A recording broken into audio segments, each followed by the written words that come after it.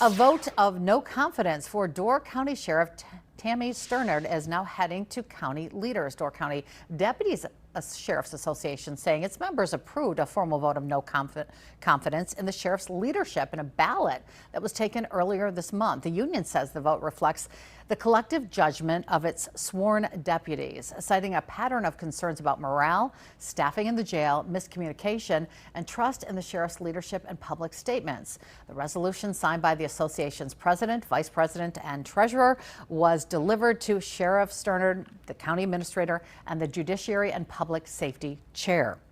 Sheriff Sternard responding with a public letter that is, calling the allegations, quote, mischaracterizations and baseless, end quote, adding that the vote does not reflect a majority of all employees, and defends her record on staffing, wellness programs, and public safety. She says she will not engage in further public debate right now, pointing to the recent death of her mother, but insists she will continue to serve the people of Door County. A vote of no confidence is on the agenda of next week's Door County Administrative Committee meeting. That's Tuesday at 8:30 in the morning.